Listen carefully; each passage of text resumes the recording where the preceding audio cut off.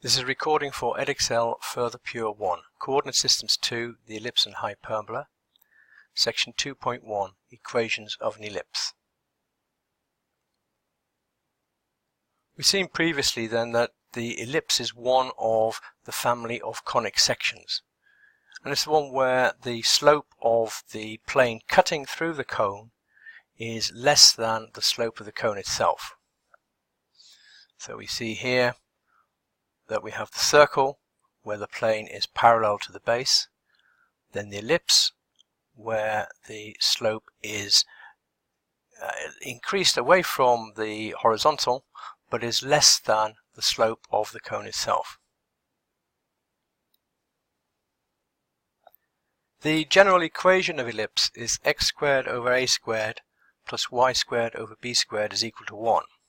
And we can use a graphing program to study this in a little bit more detail. So here we have x squared over a squared plus y squared over b squared is equal to 1. And in this particular case we've got a equal to 4 and b equal to 2. So you can see that the axes are being crossed here at 4, that's the value of a, and 2, the value of b. Now obviously we can change the values of a and b. If I increase from a to 4, you'll see that the ellipse stretches out so that when it gets to 5 it is now crossing the x-axis at 5. Similarly, I can reduce the value of a to the point where in fact it's equal to b, and you can see now we have a circle. If I reduce a further, then the ellipse is now with its long axis along the y-axis. We can now increase b and stretch it even further in the y direction. So an ellipse has what we call two axes.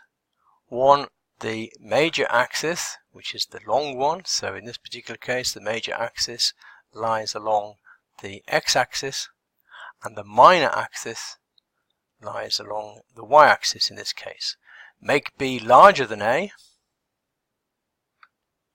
Now we have the major axis is the y values and the minor axis is the x part of the graph.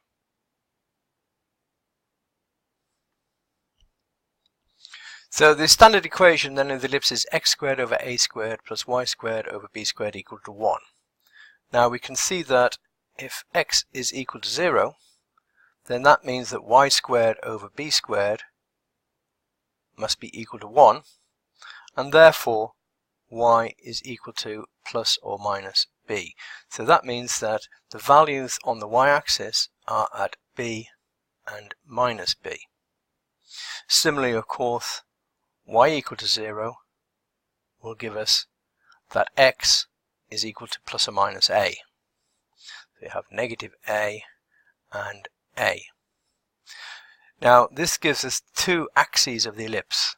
The line segments from x is equal to plus or minus a and y is equal to plus or minus b. These line segments between these points are known as the major axis and the minor axis. So the major axis is on the x-axis if a is greater than b. If b was greater than a, then the major axis, as we've seen, would be on the y-axis between negative b and b. So before you move on, just make sure that you understand which are the axes. They're lying between negative a and a on the x-axis and negative b and b on the y-axis, and the definition of which would be the major axis and the minor axis.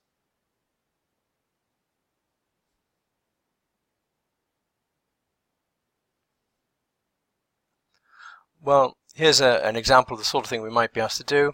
We're asked to sketch the graph of 2x squared plus y squared is equal to 16. Now the first thing we want to do is to get this in our standard form. So dividing through by 16 gives that x squared over 8 plus y squared over 16 is equal to 1.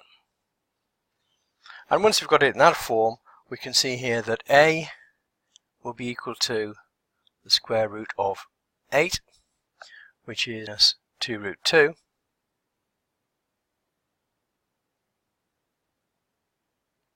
And b 4.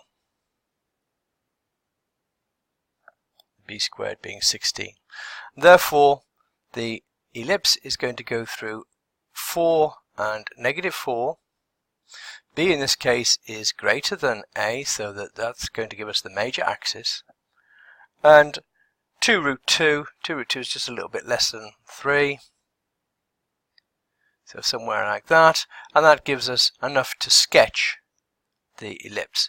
Not an easy thing to do on a computer like this, but your sketch needs to look roughly elliptical shaped, and making sure that you've got the major and minor axes correct. Its equation then, 2x squared plus y squared is equal to 16.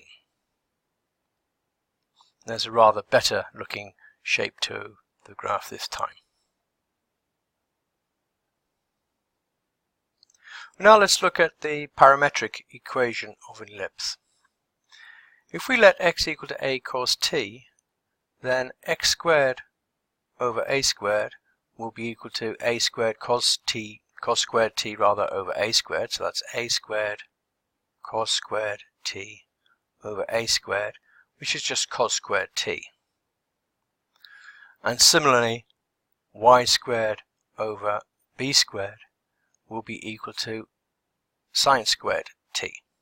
So then when we add these together, x squared over a squared plus y squared over b squared will be equal to cos squared plus sine squared, so cos squared t plus sine squared t, which is equal to 1. So the standard parameters, x equal to a cos t and y equal to b sine t, give us an ellipse. So the point xy could be written as a cos t and b sine t. And as t varies, then we move around the ellipse. So for example, at this point here, t is equal to 0. That gives us a on the x-axis and 0 on the y-axis.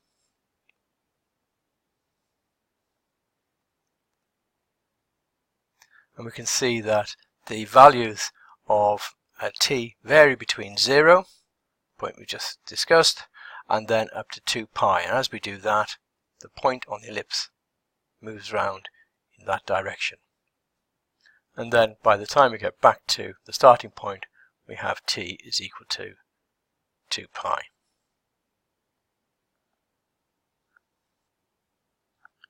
In this example, we're asked to sketch an ellipse where x is equal to 4 cos t and y is equal to 3 sine t. Well, from what we just said, this immediately tells us that a is equal to 4 and b is equal to 3.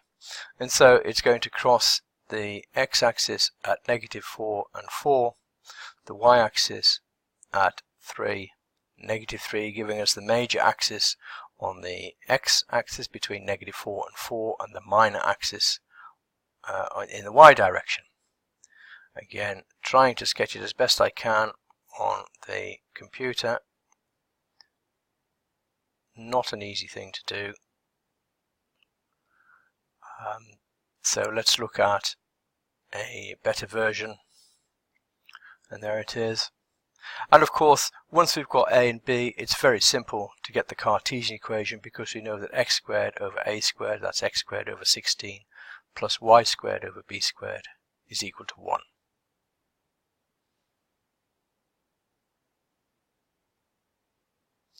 Well, that's the end of this particular video. In the next one, we'll look at the equations of a hyperbola.